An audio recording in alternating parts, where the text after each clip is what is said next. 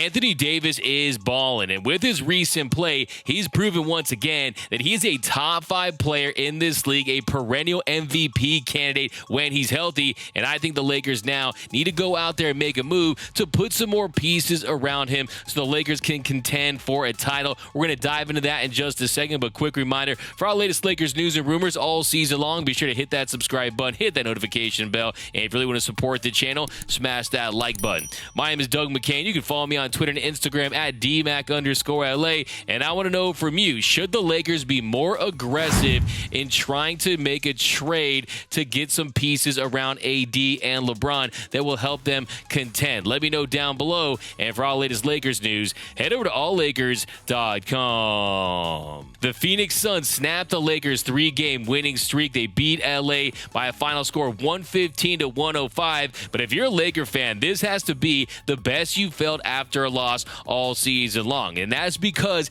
Anthony Davis continues his dominant play. AD tonight, he goes 11 for 17, has 37 points, 21 rebounds, 5 steals, 5 blocks, and 2 dimes. That is a dominant performance. That is a historic performance, and it is from NBA.com. Blocks and steals were first officially recorded in 1973. Since then, Anthony Davis is the only player to ever have 35-plus points, 20-plus rebounds, 5-plus steals, and 4-plus blocks in a single game. So AD was in his bag, and they had no answer for him. And that was one of the big questions heading into this matchup against the Suns because, yes, he had been dominant in his last 3 previous games, but if you consider the competition, they weren't any elite centers or any one of that ilk. But tonight he goes against DeAndre Ayton, and you saw Anthony Davis take this matchup personal, and Ayton had no answer for AD. He was trying to guard him one-on-one, and then they would send the help defender, and he was getting hacked all night long. They were striking him against the arm, and AD, he goes to the line tonight 16 times. He goes 15 for 16 at the line, and he's been brilliant at the line this season. Last year, he had a career low at the line, shooting a little over 71%. This year, up to over 86% from the line. So he has absolutely regained his touch from the charity stripe this season, and opposing teams have no answer for him. He is imposing his will down low. You saw him make some mid-range shots. He was hot from the top of the key early in the game. You saw him scoring easy buckets from deep inside the paint, had some nice actions with Russell Westbrook and Austin Reeves. So the game is really coming easy for Anthony Davis right now because of how dominant he's been. In his last 4 games, he has been putting up monster numbers. In his last 4 games, he's averaging 35.5 points per game, 18.3 rebounds, 2.5 blocks, and he's been sensational. If you look at his PER, he's top 5 in the league. He is set to have his best rebounding year of his career. So Anthony Davis is looking like Pelicans Anthony Davis with a little more strength down low. And I think the big takeaway here is if the Lakers are going to get this version of Anthony Davis, a guy that looks like a first-team All-NBA player once again, a guy that has looked his best in the last 4 games than he has since the Lakers were in the bubble when we saw Unicorn AD.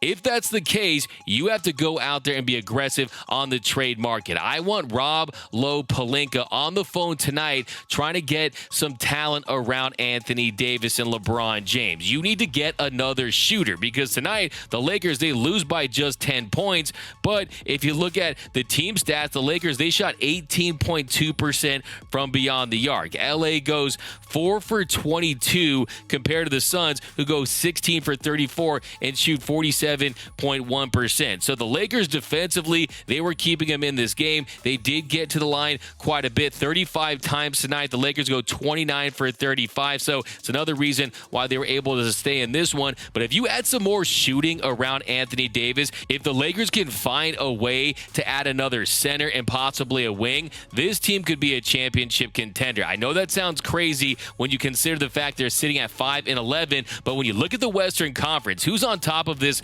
conference? The Utah Jazz, a team that was heading for a down-to-the-studs rebuild that really has been this great story, but they've been some overachievers. They're going to come down to earth. Then you have the Golden State Warriors. They have not looked right all season long. This Phoenix Suns team, they're never really going to get over the hump, in my opinion. I think the Lakers owe it to themselves themselves to try to squeeze another championship out of Anthony Davis and LeBron James. And yes, you would love to keep Russell Westbrook, and if you could and maybe get one of a Miles Turner or a Buddy Hield, I do think you go that route. But if you do have to give up those 2 first-round picks, the 2027 and 2029 first-round pick, and possibly give up Russell Westbrook if it means more shooting, if it means another center, if it means another wing, I think you have to make the tough decision and realize that, hey, everything comes at a cost. You can't get something without giving up something, and I think you do make that move. I think a perfect scenario is you do keep Russell Westbrook, because I do think to this turnaround, a lot of it has to do with the spark that he's provided off the bench.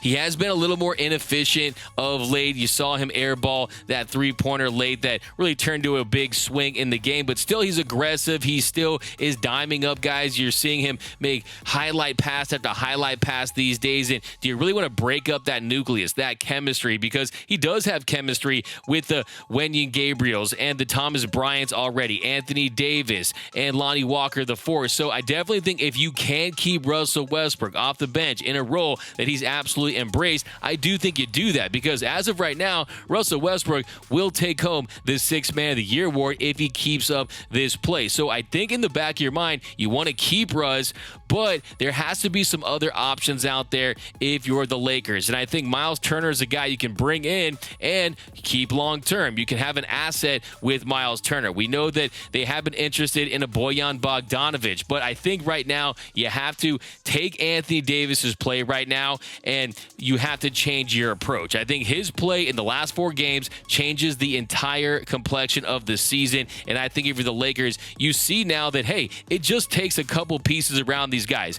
Anthony Davis and LeBron James have proven that if you put the right guys around them, that they can and will go out there and win a championship. And I know health is always a concern. We call him day-to-day Davis, the glass man. Even tonight, he had an issue with his hand where he hit his funny bone and he said he lost feeling in his hand. It's always going to be something with Anthony Davis. But look, he's been showing that Mamba mentality. He's been playing through some of these injuries of late. He said heading into the season that he wanted to play all 82 games. We know that's not possible at this point. But I think when you consider the leadership of Darvin Ham and the conversation they had before this season where it was, hey, everything is going to run through you. You are the most important person on this team as far as how our success is predicated. And I think Anthony Davis took that to heart. And I think he took a lot of pride in the fact that he is still just 29 years old. He's in the prime of his career, and he should be at the peak of his powers and be a perennial first-team All-NBA player. Be that unicorn and that unique player that made him as dominant as he's been throughout his career. Just a matter of staying healthy and staying out there on the floor. And yes, he is going to come down to earth to an extent. You can't expect him to put up these gaudy numbers every single night, but the potential is there to have that top 5 player that we've all expected him to be. And like I said, this is the best he's looked since the bubble, since it was Unicorn AD, since he played a major role in helping the Lakers win a championship that season. And I think if you're a Laker fan out there that was entertaining the idea of maybe trading him to the New York Knicks or trading him to the Chicago Bulls and getting first-round picks and starting the rebuild, that's not going to happen. If you have a player that's playing at this level, there is never going to be equal value. There's not a lot of Anthony Davises out there presently or in the future, so you have to take advantage of this while you can. So yes, it can happen just like that. Yes, the turnaround can be as quick as it's been, and if you're AD and the Lakers, you realize what you have at this point. You realize you're not that far away from being a contender, and on top of that, there is no KD Warriors. There is no dominant team in the Western Conference